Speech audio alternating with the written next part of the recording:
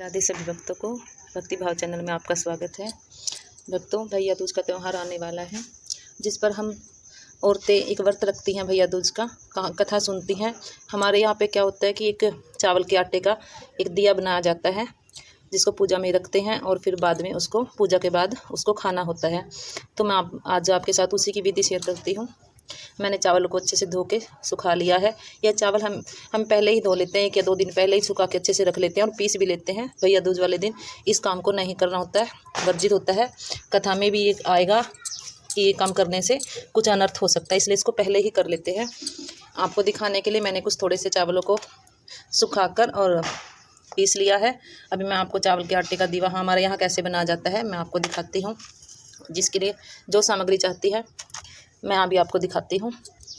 ये है थोड़ा सा खोया मावा, ये बूरा, ये चावल का आटा और ये कच्चा दूध।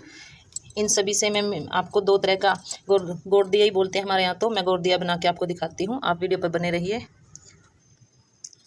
हम पहले ये चावल का आटा लेते हैं, जिसको हमने छान लिया है पीसकर, और फिर क्या करते हैं कि हम ना इसमें ऐसे थोड़ा सा लेकर थोड़ा सा इसमें थोड़ा सा आप बूरा मिला लीजिए। अभी मैं आपको 2 तरह से बना के दिखाती हूँ। एक तो इसको ऐसे, फिर मावे में ऐसे बनाया जाता है।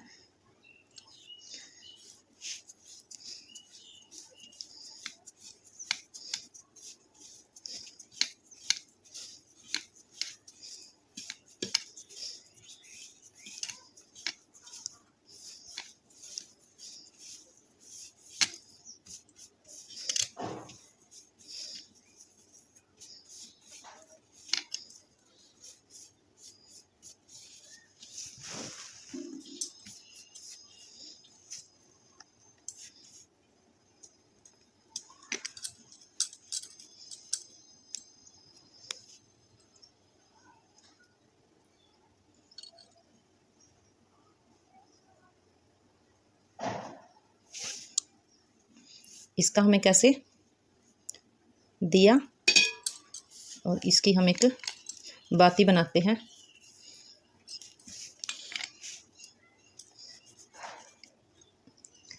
ऐसे ऐसे एक बाती बनाई जाती है। और एक दूसरी तरह से ऐसे बनता है कि जैसे हम एक चावल, ये थोड़े से चावल ले लिए, ये बूरा और थोड़ा सा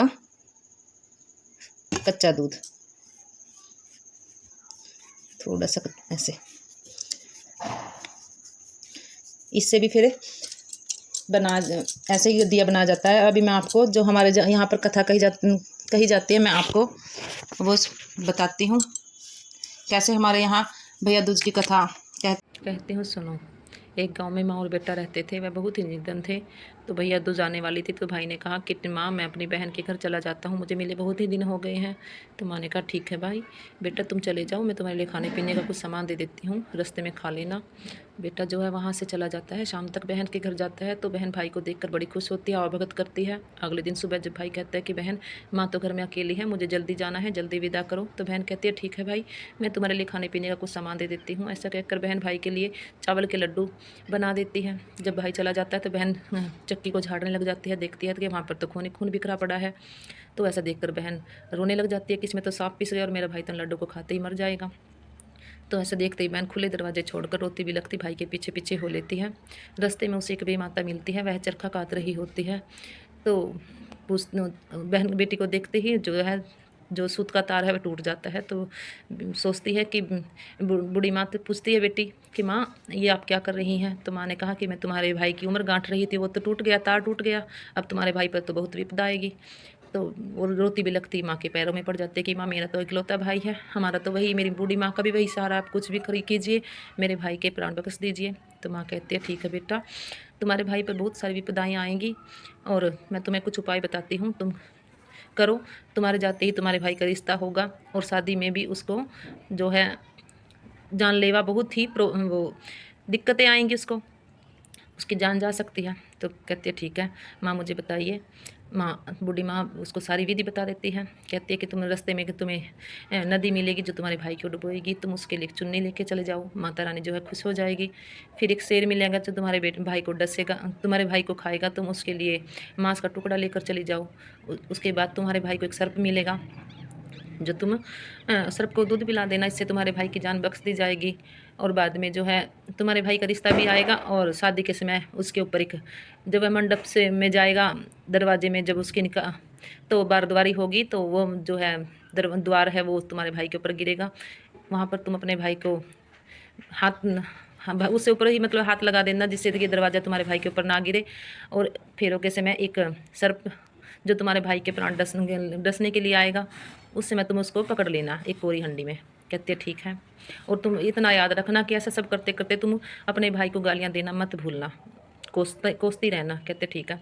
ऐसे ही जैसे नदी मिली तो उसने जब वह जाती है तो भाई पूछता है कि बहन तुम्हारे आने का क्या कारण है, तुम यहाँ पर कैसे? तो कहती है बहन जो अपने भाई को सारी विधि बताती है कि भाई ऐसे ऐसे सांप पिस गया है और ये लड्डू दे दो। बहन उन लड्डुओं को लेकर वहीं ज़मीन में गाड़ देती है। जब नदी मिलती है तो बहन नदी को चुन्नी उड़ा देती है और नदी माता खुश होकर उनको रास्ता देती है। जब शेर मिलता है तो बहन शेर को मांस का टुकड़ा देकर अपने भाई के प्राण बचाती है। जब सर्प मिलता है तो उसको दूध पिलाकर अपने भाई के प्राण बचाती है। तो बहन सोचती है कि मैं खाली हाथ कैसे जाऊँगी माँ के घर। तो बहन जो है रास्ते में से थोड़ी कंकर, डले, मिट्टी कुछ भी और पत्ते उठाकर एक थैले में रख लेती है, जाके उनको छुपा देती है। तो दरवाजे से ही भाई को कोसना शुरू कर देती है, भाई को खाऊंगी, भाई को खाऊंगी। तो माँ कहती है बेटा ये तुम्हारी बहन को क्या हो गया? कहते हैं माँ अभी तक तो ठीक थी और अभी पता नहीं क्या हो गया है। तो उसके जाते ही अगले दिन भाई का रिश्ता आ जाता है। तो कहती है कि भाई तुम्हारी बहन के तो पाँव बड़े ही शुभ हैं और इसके आते तो तुम्हारी सगाई आ गई है और कल तुम्हारी शादी, परसों तुम्हारी शादी भी है, एक दिन बाद शादी तय हो जाती है। तो जो है माँ कहती है कि बहन बेटा तुम मत जाना इसको शादी में। कहते नहीं मैं शादी में ज़रूर जाऊँगी। कहते तुम्हारी तो तुम अच्छा नहीं लगेगा, तुम ऐसे फिर जब गालियाँ दोगी अच्छा नहीं लगेगा, लोग तुम्हारे बारे में क्या सोचेंगे। कहते कुछ भी हो मैं तो जाऊँगी। गांव के कुछ बड़े बुजुर्ग कहते हैं कि इसको यह बड़ी ही शुभ है, इसके आने से जो है भाई की सगाई आ गई है, ब्याह और सगाई दोनों आ गए हैं, तो इसको लेकर चलते हैं। कोई बात नहीं, लड़की को साथ कर लेके चले जाते हैं। वो ऐसे ही कोसती रहती है। जब भाई की बारद्वारी का समय आता है तो जो दरवाज़ा है, बहन उससे पहले भाई के ऊपर गिरने से पहले ही वहाँ पर अपना हाथ लगा लेती है, जिससे भाई की जान बख्श जाती है। थोड़ी देर बाद भाई फेरों पर बैठ जाता है। उससे पहले बहन कुम्हार के वहाँ जाती है और एक कच्ची जो मटकी है, कोरी मटकी, वो लेकर आती है। जैसे ही ऊपर से मंडप में से सर्प भाई को खाने डसने के लिए नीचे गिरता है तो वह एक मटकी उठा को सामने रख देती है और वह सर्प मटकी में आ जाता है। उसके ऊपर वह ढक्कन ढक देती है। तभी वह सबको इकट्ठा करके बताती है कि सुनो, मैं जो भाई को ऐसे कोस रही थी उसका कारण ये था कि ये जो सांप था, आज मेरे भाई की मृत्यु होने वाली थी और ऐसे मुझे बेमाता मिली थी और उसने मुझे बताया था कि ऐसे कर लेना, इस वजह से मैं अपने भाई को कोस रही थी। सभी गांव वाले उसको शाबाशी देते हैं। तो ये भैया दूज की कहानी है। आप आशा करती हूँ आपको अच्छी लगी होगी। इसी के साथ में ये जो गोर दीवा रखा है इसकी भी कहानी कही जाती है, मैं आपको वो भी बताती हूँ, सुनिए। एक माँ और बेटी बहुत ही गरीब थी। तो यमराज जो है उनका आटा जो पीसती थी दोनों माँ, एक दिन जो है माँ थोड़ा जब आटा पीसती होती थी थोड़ा सा आटा बचा लिया करती थी धर्मराज के आटे में से। तो एक दिन जो है माँ कहीं चली जाती है तो घर में बेटी अकेली रह जाती है और वो कहते बेटा तुम ये चावल, ये थोड़ा धर्मराज का जो आटा है इसको पीस देना। ऐसे ही वह पीस कर सारा आटा दे देती है। कुछ दिन के लिए गई थी तो सारा आटा, माँ वापिस आती है तो कहती है बेटा आटा जो बचाया होगा वह कहाँ है? कहते नहीं माँ मैंने तो नहीं बचाया आटा, मैं तो सारा दे देती थी। तो माँ की आत्मा से जो है गालियाँ निकलती हैं, गुस्सा हो जाती है माँ बेटे से। कहते हैं अपने बेटे से कहती हैं, उसका एक बेटा भी था, तो बेटे से कहती है कि बेटा और इसकी यहाँ से तुम इसको भेज दो, निकाल दो इसको और इसकी सगाई कर दो, इसकी वजह से तो हम माँ बेटे भूख के मर जाएंगे। तो भाई कहता है कि माँ इतनी जल्दी मैं कहाँ इसका रिश्ता करके आऊँ? कहते दरवाजे से निकलते ही जो तुम्हें सबसे पहले मिले तो आप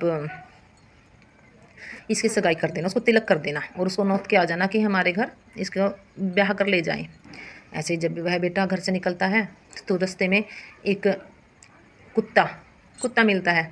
दो धर्मराज ही होते हैं कुत्ते का रूप धारण करके उनके सामने आए, क्योंकि धर्मराज प्रसन्न थे उसकी सच्चाई देखकर। तो वह कुत्ते को तिलक कर देता है और कहता है कि 2 दिन बाद हमारे घर तो मेरी बहन के का ब्याह ब्याह कर ले जाना।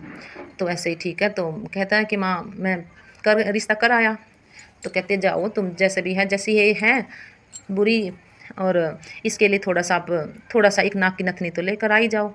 चलो इसने जो किया हमारे साथ सो किया। तो भाई जो है सुनार के घर जाता है, कहता है कि भाई मुझे एक नथली दे दो। जो सुनार है तो मना कर देता है, कहते यहाँ पर तो धर्मराज के गहने पे गहने घड़े जा रहे हैं, हमें तुम्हारी नथली बनाने की फुर्सत नहीं है। तो माँ कहती है ठीक है, तुम इसके लिए चुन्नी और चोला तो ले ही आओ। ऐसा सुनकर बेटा एक कपड़े वाले के पास जाता है, कहता है कि एक चुन्नी और चोला दे दो, मेरी बहन की शादी है। तो कपड़े वाला भी मना कर देता है, कहते हैं कि यहाँ पे तो धर्मराज के जो है थान पे थान पटे जा रही हैं, हमें तुम्हारी चुन्नी चोले की फुर्सत नहीं है। ऐसे ही सब जगह से उसको जवाब हो जाता है। ठीक 2 दिन बाद धर्मराज जो है कुत्ते का वेश धारण करके शादी करने आ जाता है। शादी हो जाती है। एक कुछ दूर जाने के बाद जो है धर्मराज अपने असली वेश में आ जाता है।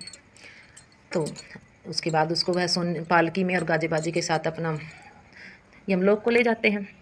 यमलोक को ले जाता है। तो कुछ कुछ दिन बाद वह अच्छे से रह रहे थे। कुछ दिन बाद एक पड़ोसन आती है, कहती हैं कि अरे महारानी, तुम्हारे राजा के साथ जो कोठरियाँ हैं क्या तुमने इनको भी खोल कर देखा है? कहती हैं नहीं। कहते ऐसा क्या, तूने आज तक अपने पति से पूछा नहीं कि इनमें क्या हो? कहते हैं नहीं। तो जो वह लेट जाती है, जब धर्मराज आते हैं तो लेट जाती है। कहते हैं आज तुम्हें क्या हुआ? कहती है क्या आपने मुझे इन कोठरियों को तो खोल के दिखाया ही नहीं। तो धर्मराज जो है अपना 1 या 2 कमरे की चाबियां दे जाते हैं। वह देखती है किसी में सोना चांदी ऐसे भरे पड़े हैं, खुश हो जाती है, काम करने लग जाती है। पड़ोसन फिर आती है, कहती तुमने देखा? कहती हाँ मैंने देखा, सोने और चांदी भरे हुए हैं। बोली तुम औरों को तो तुमने देखा ही नहीं। तो वह फिर और भी देखो, उनमें ही तो है जो कुछ है। तो ऐसा कहती है। तो वह फिर लेट जाती है। धर्मराज फिर आते हैं, कहते हैं आज क्या हुआ? कहते हैं मुझे तो और भी देखनी है। धर्मराज ऐसे 2 कमरों की चाबी और दे देते हैं। वह फिर देखती हैं, हीरे जवाहरात जो है, सुंदर वस्त्र सब कुछ रखे हैं। तो वह फिर देखकर खुश हो जाती है और काम करने लग जाती है।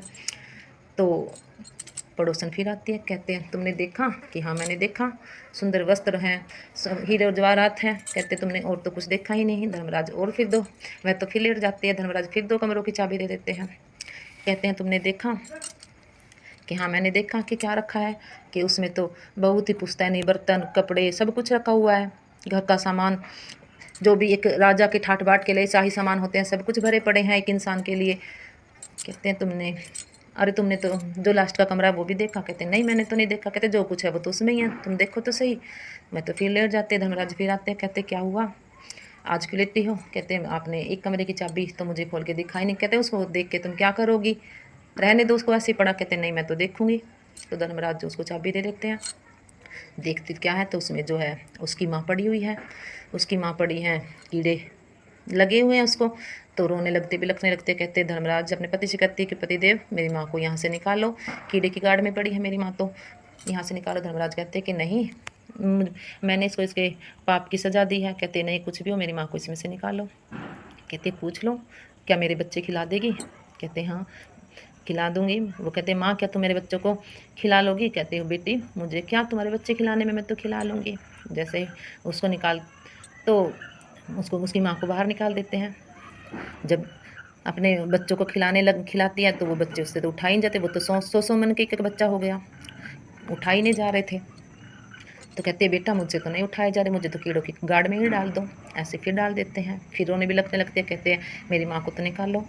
कहते हैं कि पूछ लो क्या तुम कपड़े धो दोगी? कहते हैं ठीक है मैं धो दूँगी, मुझे क्या मैं तो धो दूँगी।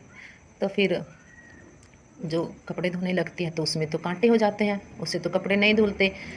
तो कहते हैं बेटा मुझसे तो मेरे हाथों से तो कपड़े धुलते नहीं, इनमें तो कांटे हैं, मुझे तो कीड़ों की गाड़ में ही डाल दो। तो कीड़ों की गाड़ में डाल देते हैं। वह फिर रोते हैं कि मुझे तो मेरी माँ को निकालो।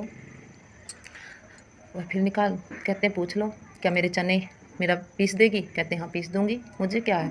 तो जब वो चने पीसने लग जाती हैं तो वो तो लोहे के हो जाते हैं। ऐसा फिर कहते हैं कि मुझे नहीं पता, मेरी माँ को कुछ भी करो, मेरी माँ को इसमें से निकालो। तो कहते हैं ठीक है। एक राजा की पत्नी जो है गर्भवती है और राजा की पत्नी को कोई गर्भ नहीं ठहरा है, और तुम जाओ और जो है कुछ मनियारी का रूप धारण करके तुम जाओ और उसको एक मैं ये जो पुड़िया देता हूँ तुम ये उसको दिखाओ, तो तुम्हारी इस पूरी दवाई खाने से जो है रानी को गर्भ ठहर जाएगा। ऐसे ही करती है, जाती है तो जहाँ पर राजा के वहाँ पर आवाज़ लगाती है कि मुझे पानी पिला दो, पानी पिला दो। वहाँ पर ऐसे तो जो अंदर ले जाते हैं तो पानी पिलाते हैं वो दरबारी। कहते हैं तुम क्या करते हो? कहते हैं मैं तो बच्चा होने की दवाई देती हूँ। कहते हैं हमारी रानी को भी दे दो, हमारी रानी के कोई हमारे राजा के कोई संतान नहीं है। कहते ठीक है। जब वो दवाई उसको देती है तो रानी को गर्भ ठहर जाता है 9 महीने बाद। ठीक, तो धर्मराज कहने लगे कि अभी जो रानी को 9वां महीना लग चुका है और आज जो है उसको बच्चा पैदा होएगा। जब तुम वहाँ पर जाओगी बच्चा तभी पैदा होएगा। तो वह फिर मनियारी को भेज भर के जाती है। तो फिर कहते हैं मुझे पानी पिला दो। कहते ये तो वही है जिसकी दवाई से रानी को गर्भ ठहरा था। बड़े सम्मान के साथ अंदर लेकर जाते हैं। उसके जाते ही रानी को बेटा पैदा हो जाता है। तो रानी की जो सास कहती हैं कि बेटा मांगो, तुम्हारे दवाई से ही मेरे बेटे को बेटा हुआ है और राजा को, तो तुम मांगो, तुम्हें क्या चाहिए? कहते हैं माँ मुझे कुछ नहीं चाहिए, मुझे तो जो वो छीके पर गोरदीवा रखा है, आटे का ऐसा गोरदीवा बना था उस दिन भैया दूज थी। कहते हैं जो गोरदीवा रखा है मुझे तो बस वो दे दो। गोरदिया सास जो है गोरदिया उठा कर दे देती है। रानी बड़ी खुश लेकर चली जाती है।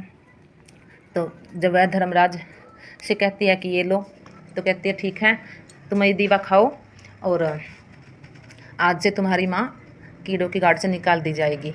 ऐसा यह व्रत रखो। जब उन्होंने यह व्रत रखा तो उसको जो है धर्मराज खुश होकर उसको माँ को कीड़े की गाड़ से बाहर निकाल देते हैं। ऐसी ही कथा हमारे यहाँ पे कही जाती है। आपके यहाँ जैसी भी कही जाती होगी तो आप अपने हिसाब से कह लें। तो मुझे तो जो जितना पता था मैं आपसे यही शेयर किया। आपको इस वीडियो में जो भी गलती लगी हो मुझे माफ़ करना, और इस वीडियो में अगर आपको अच्छी लगी हो तो प्यार देना। आपका धन्यवाद।